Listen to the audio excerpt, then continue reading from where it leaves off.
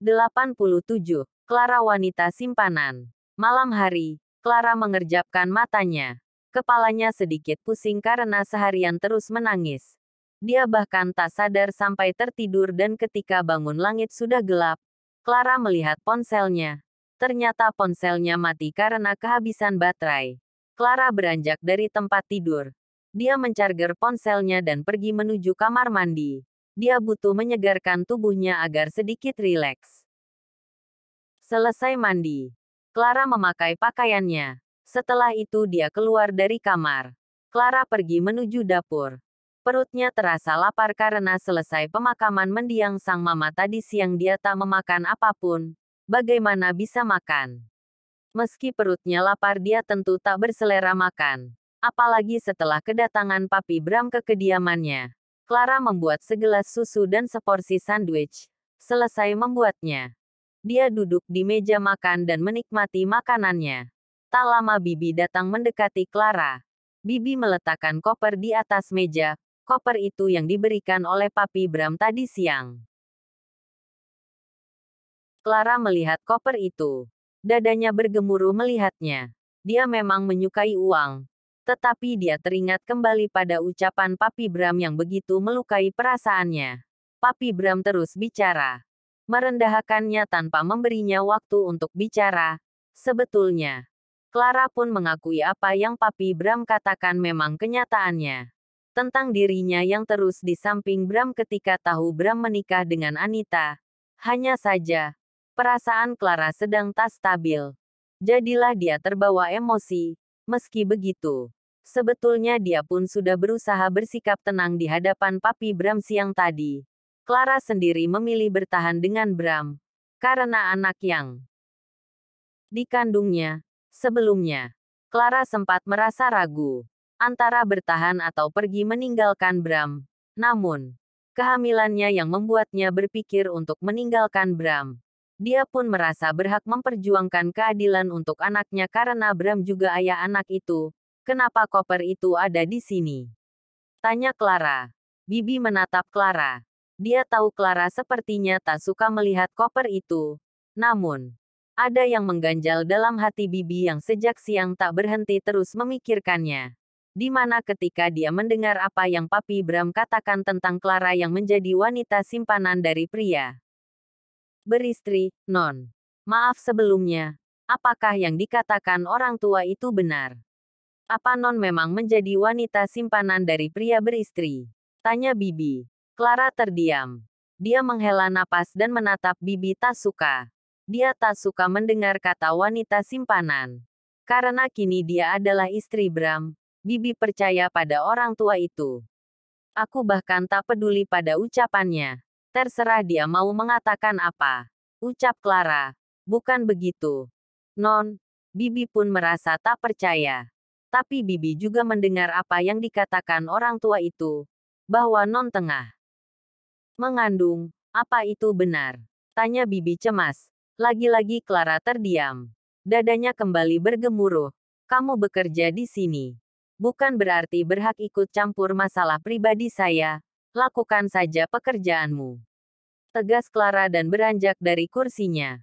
Bibi terdiam karena Clara baru saja memarahinya. Sebelumnya, Clara tak pernah seperti itu. Ucapan Clara tadi membuat Bibi merasa tak enak hati. Mungkin benar apa yang Clara katakan. Dirinya sudah terlalu ikut campur dengan menanyakan hal seperti itu. Bibi hanya cemas pada Clara. Tentu dia menyayangi Clara dan tak ingin Clara tersakiti di kemudian hari. Brak. Clara menutup pintu dengan keras. Dia kembali ke kamarnya. Clara mengepalkan tangannya. Dia tak mengerti. Mengapa orang-orang tak mengerti perasaannya? Mengapa terus membahas sesuatu di saat yang tak tepat? Clara sendiri masih dalam masa berkabung. Perasaannya terlalu sensitif untuk membahas hal-hal yang terlalu pribadi. Clara mengambil ponselnya. Dia mengaktifkan ponselnya. Dia menunggu beberapa saat. Menunggu masuknya pesan-pesan baru ke ponselnya. Tak ada satupun pesan dari Bram. Membuat Clara semakin merasa sedih. Ingin rasanya menghubungi Bram. Tetapi Clara ragu karena khawatir Bram tengah berada di kediamannya. Sudah pasti di sana ada Anita juga. Clara meletakkan kembali ponselnya. Dia akan pergi ke balkon kamarnya. Rasanya ingin mencari udara segar. Tak lama masuklah sebuah panggilan telepon. Clara kembali mengambil ponselnya dan ternyata dari Fiona. Clara pun menjawab panggilan Fiona. Ya, Vi. Clara. Apa kamu baik-baik saja? Perasaanku tak enak sekali sejak semalam, aku memikirkan tentangmu. Ucap Fiona. Ya, aku baik-baik saja. Aku di Bandung sekarang. Ucap Clara. Kenapa? Sedang apa di sana? Tanya Fiona. Mamaku baru saja meninggal. Siang tadi. Dia dikebumikan. Ucap Clara. Apa? Apa kamu gila? Clara. Teriak Fiona sontak membuat Clara menjauhkan ponsel dari telinganya. Kenapa tak memberitahuku jika mamamu telah tiada? Apa kamu tak menganggapku teman lagi? Geram Fiona. Clara menghela napas. Bagaimana bisa dia ingat memberitahu Fiona? Dia sendiri terlalu banyak memikirkan hal pribadinya yang membuatnya pusing sendiri. Sorry, Vi, aku tak bermaksud seperti itu. Maklumi saja. Aku terlalu sibuk mengurus segalanya sendiri. Ucap Clara. Terdengar helaan napas berat Fiona dari dalam telepon. Maafkan aku, karena aku tak datang ke acara pemakaman mendiang mamamu. Aku sendiri tak tahu. Sungguh. Aku baru tahu karena kamu memberitahuku. Kapan kamu kembali ke Jakarta? Tanya Fiona. Aku tak tahu. Vi, rasanya. Aku tak bersemangat melakukan apapun. Ucap Clara. Yang tabah. Clara, aku mengerti. Pasti sulit bagimu.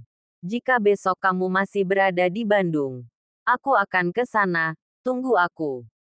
Ucap Fiona. Ya, baiklah, aku tunggu. Ucap Clara. Istirahatlah. See you tomorrow. Ucap Fiona. Ya, Vi, see you too. Ucap Clara dan mematikan panggilan telepon. Clara menghela napas panjang. Dia merasa senang temannya itu akan datang menemuinya. Dia memang membutuhkan teman untuk berbagi. Setidaknya, perasaannya akan sedikit lebih baik karena tak terlalu memendam rasa sedihnya dalam hati. Tin. Tin. Clara mengerutkan dahinya mendengar suara klakson mobil. Dia bergegas menuju balkon dan terlihat Bibi tengah membukakan pintu pagar rumahnya. Clara mencoba memperhatikan mobil yang tampak asing baginya itu. Dia tak pernah melihat mobil itu. Clara menunggu pengemudi mobil itu keluar dari mobil. Tak lama setelah mobil itu terparkir seorang pria keluar dari mobil. Dahi Clara berkerut melihat Reino keluar dari mobil itu. Ya, Reino. Mau apa Reino datang ke kediamannya? Pikirnya. Clara bergegas turun. Dia menghampiri Reino dan Bibi meninggalkan mereka. Mau apa kamu ke sini? Tanya Clara bingung. Clara, aku mendengar kabar bahwa mamamu meninggal. Aku ke sini ingin menyampaikan turut berduka cita padamu. Ucap Reino. Clara menghela napas. Terima kasih. Ucap Clara dan duduk di kursi teras. Reino melihat Clara. Dia pun ikut duduk di dekat Clara. Apa mamamu sakit? Tanya Reino. Tidak. Dia tak sakit. Dia terjatuh di kamar mandi. Ucap Clara. Semoga mendiang tenang di alam sana. Ucap Reino. Ya, terima kasih, Reino. Tapi, aku rasa kamu tak perlu repot-repot datang ke sini. Jakarta. Bandung bukanlah jarak yang dekat. Kamu pasti sibuk. Ucap Clara. Aku menyempatkan datang di tengah kesibukanku. Karena aku mencemaskanmu. Clara. Ucap Reino. Tak perlu mencemaskanku. Aku bukanlah anak kecil lagi. Tegas Clara. Aku mengerti, tapi hatiku tak bisa berbohong. Clara, aku bahkan masih berharap kamu mau kembali padaku. Ucap Reino. Clara menatap Reino. Tatapan Reino terasa dalam pada Clara. Aku wanita bersuami. Reino, berhentilah mengatakan semua itu. Tegas Clara. Tapi, dia menjadikanmu yang kedua, bersamaku. Kamu hanya akan menjadi satu-satunya. Ucap Reino. Clara terkekeh. Entah mengapa dia merasa tak percaya pada Reino. Clara sendiri bukan orang yang akan mudah percaya pada orang yang pernah mengkhianatinya. Apalagi Reino yang pernah mengecewakannya begitu dalam. Aku tak pernah lupa. Ketika kamu mengkhianatiku. Pengkhianat akan selalu melakukan kesalahan yang sama, ucap Clara. Reino menghela napas. Clara benar-benar keras kepala, entah harus dengan cara apa lagi meyakinkan Clara agar percaya padanya. Bahwa dia memang masih mencintai Clara. Bahkan tak peduli dengan bayi yang Clara kandung. Dia akan menerima bayi itu. Itu masa lalu. Clara, kenapa kamu tak bisa melihat diriku yang sekarang? Dan terus mengingat masa lalu. Tanya Reino. Untuk apa aku melihatmu? Apa kamu sungguh berharap aku akan memperhatikanmu? Yang benar saja, ucap Clara terkekeh. Reino mengepalkan tangannya. Dia mencengkram lengan Clara. Berikan dirimu kesempatan untuk mengenalku sekali lagi. Clara, maka kamu akan mengenal diriku yang sebenarnya. Tegas Reino. Clara menatap Reino untuk sesaat. Tatapan yang sering sekali dia dapatkan ketika masih bersama Reino dulu ketika Reino mencoba meyakinkan dirinya karena kesalahpahaman yang terjadi. Ketika bersama dulu. Bukan berarti hubungan keduanya tak dihiasi kesalahpahaman kecil. Tatapan mata Reino memiliki pesona tersendiri yang ketika wanita melihatnya maka akan terpikat. Clara sendiri tak memungkiri itu. Dulu di kampusnya Reino bahkan menjadi perhatian para mahasiswi di sana. Cukup lama saling diam. Saling tatap seperti itu hingga perhatian keduanya teralihkan ketika tiba-tiba saja hujan turun deras. Udara di Bandung yang terasa dingin semakin dingin dibuatnya. Clara yang hanya memakai dress pendek pun merasakan dinginnya angin yang seakan menusuk tulangnya. Masuklah. Ucap Reino. Clara melihat Reino dan beranjak menuju pintu. Belum sepenuhnya masuk. Clara kembali melihat Reino. Apa kamu akan tetap di luar? Kamu tak akan masuk, tanya Clara. Reino melihat Clara dengan bingung. Bolehkah? Tanya Reino. Boleh, asalkan kamu tak macam-macam padaku. Atau aku akan melenyapkanmu, tegas Clara. Reino tersenyum sekilas. Dia merasa senang karena Clara tak menolaknya. Tentu saja Reino pun bergegas menyusul Clara masuk ke dalam rumah. Duduklah. Ucap Clara dan diangguki oleh Reino. Reino duduk di ruang tamu. Dia melihat setiap sudut ruang tamu. Tak ada yang berubah dengan ruangan itu. Masih sama seperti dulu ketika dia masih sering datang ke kediaman Clara. Tak lama Clara kembali ke ruang tamu.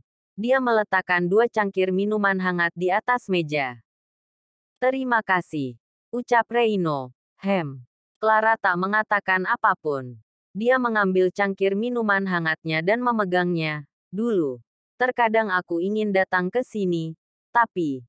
Aku terlalu takut mengingat. Kamu pasti akan marah ketika melihat kedatanganku. Aku lebih baik melihat kemarahan singa dibanding kemarahanmu. Ucap Reino tersenyum. Clara melihat Reino sekilas. Dia pun tersenyum tipis. Clara. Kapan kamu kembali ke Jakarta? Tanya Reino. Entahlah. Jawab Clara. Katakan jika kamu malas mengemudi. Maka aku akan menjemputmu. Ucap Reino. Benarkah? Mau beralih profesikah? Dari pebisnis menjadi seorang driver. Ucap Clara. Ya. Kenapa tidak jika penumpangnya adalah wanita secantik dirimu? Ucap Reino tersenyum. Clara kembali tersenyum. Reino menggombali dirinya. Tak tepat sekali. Karena dirinya bukan lagi ABG yang akan langsung terbuai. Hujan masih deras di luar sana dan malam semakin larut. Reino merasa tak enak hati karena Clara pasti lelah. Pikirnya, aku akan pergi saja. Ucap Reino dan menghabiskan air miliknya. Masih hujan. Ucap Clara dengan ekspresi datar. Kamu pasti lelah. Aku akan menginap di hotel saja. Besok, aku akan kembali ke Jakarta. Memang terlalu beresiko juga mengemudi di saat hujan seperti ini. Apalagi ini malam hari. Ucap Reino.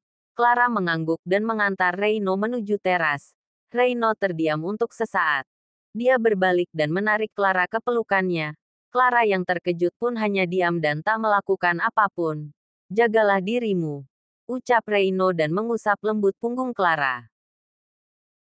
Setelah itu, Reino melepaskan pelukannya dan mengusap lembut pipi Clara. Clara hanya diam menatap Reino. Aku pergi dulu, ucap Reino dan bergegas lari menuju mobilnya. Reino pun meninggalkan area kediaman Clara. Clara masuk ke kediamannya. Sepanjang langkahnya dia terus memikirkan apa yang Reino lakukan sebelumnya. Reino berani memeluknya. Clara dapat merasakan hangatnya pelukan Reino. Tubuh Reino layaknya mantel yang membalut tubuhnya dan mengurangi dingin yang dia rasakan meski hanya sekilas. Bersambung.